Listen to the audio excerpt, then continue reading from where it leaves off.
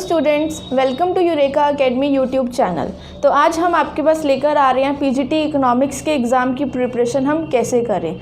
जैसे कि आप सब बच्चों को पता ही होगा कि पीजीटी इकोनॉमिक्स में बहुत अच्छी वैकेंसीज़ आई हैं। लास्ट टाइम से ज़्यादा इस बार वैकेंसीज़ आई हैं। यहाँ आप देख ही रहे होंगे कि पीजीटी इकोनॉमिक्स के अंदर मेल एंड फीमेल की वैकेंसीज़ हमने ऑलरेडी लिखी हुई है। मेल के अंदर टोटल 34 सीट्स हैं एंड फीमेल के अंदर 52 वैकेंसीज़ हैं। जैसे कि आप सबको पता ही है कि पीजीटी का पेपर 2 पार्ट में हम क्लियर करते हैं, पेपर 1 एंड पेपर 2। पेपर 1 तो आप सबको पता ही है, कॉमन पेपर जो सभी सब्जेक्ट वालों के लिए कॉमन होता है। मेन आज हमारा जो फोकस है पीजीटी इकोनॉमिक्स के ऊपर।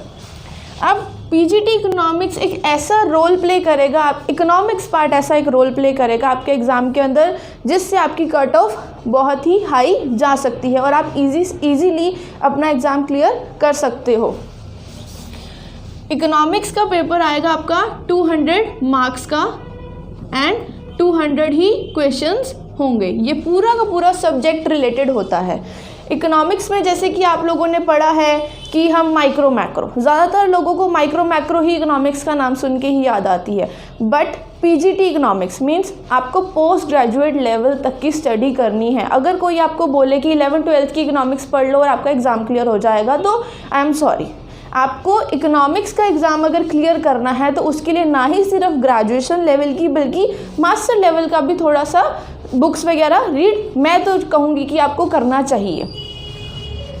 जैसे कि इसके अंदर आप लोगों ने अगर क्वेश्चन पेपर भी देखा होगा लास्ट ईयर्स का, तो उसमें भी आप लोग देखोगे कि 11th-12th के क्वेश्चंस तो एक बेस बना रहे हैं। ज़्यादातर क्वेश्चंस हमारे पास हायर लेवल के आए हैं, मास्टर लेवल तक के भी क्वेश्चंस आते हैं। इसके अंदर आपको जो पढ़ना है micro economics,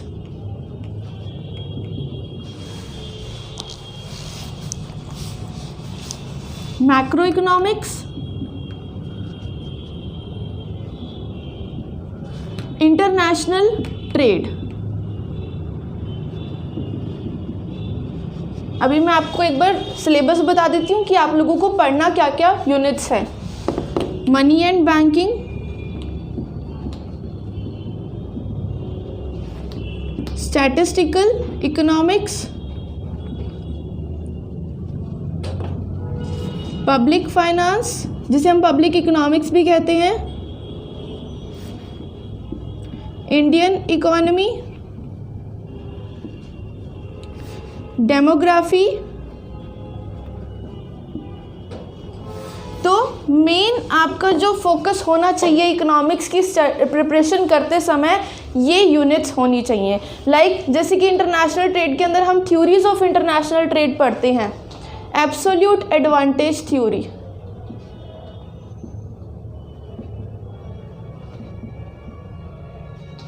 comparative cost advantage,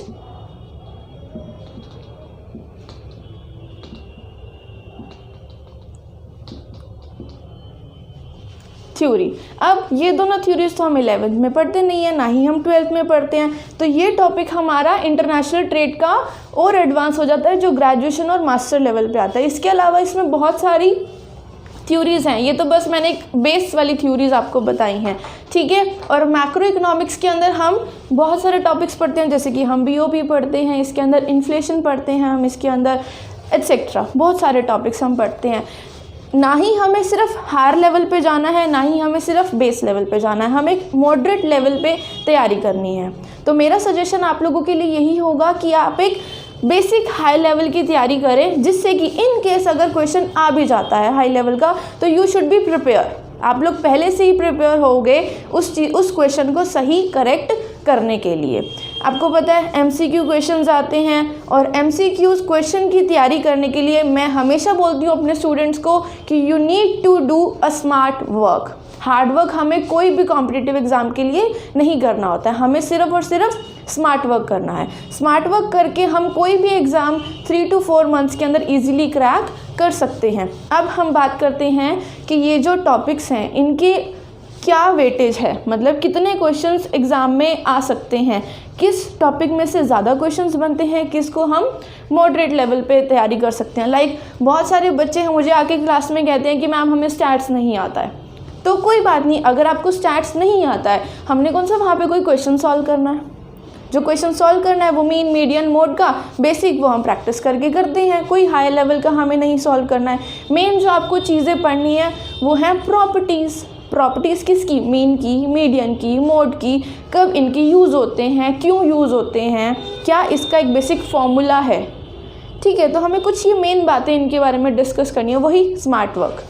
public finance का जैसे कि आपने पीजीटी का ना ही सिर्फ DSSB का, KVS, NVS, HTET, हर एक में आपने देखा होगा पब्लिक फाइनेंस के अंदर ज़्यादातर question finance commission, centre state relation, taxation, cannons of taxation बहुत आता है।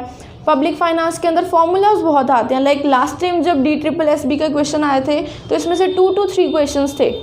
फिस्कल डेफिसिट निकालने का, इंटरेस्ट पेमेंट्स होता क्या है, रेवेन्यू डेफिसिट क्या होता है, तो इन सब के फॉर्मूलाज आए थे।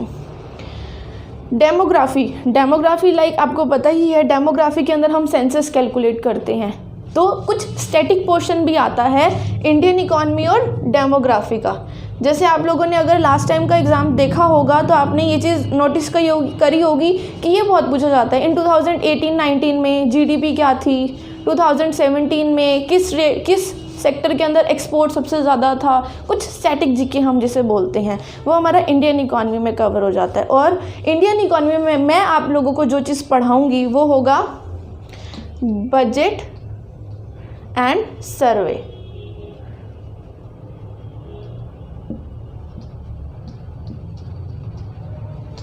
Budget and survey main role play करता है कोई भी एग्ज़ाम की प्रिपरेशन करने के लिए, बिकॉज इंडियन इकोनॉमी का प्रोपोर्शन आपके एग्ज़ाम के अंदर ज़्यादा क्वेश्चंस आते हैं। तो वो ज़्यादा क्वेश्चन की आप तैयारी कहाँ से कर पाओगे? जब आप बजट पढ़ोगे, यूनियन बजट हमारा, और जब आप इकोनॉमिक सर्वे पढ़ोगे। फाइनेंस कमीशन हमारा यहीं पर ही आ जाएगा। लाइक एट प्रेजेंट हमारा 15th फाइनेंस कमीशन की प्रिपरेशन चल रही है, जो 2020 से अब 1 अप्रैल से स्टार्ट हो जाएगा। तो हम उसकी रिकमेंडेशंस पढ़ेंगे कि एनके सिंह कमेटी जो बैठी है, 15th फाइनेंस कमीशन के जो हेड हैं एनके सिंह, उन्होंने क्या रिकमेंडेशंस दी हैं।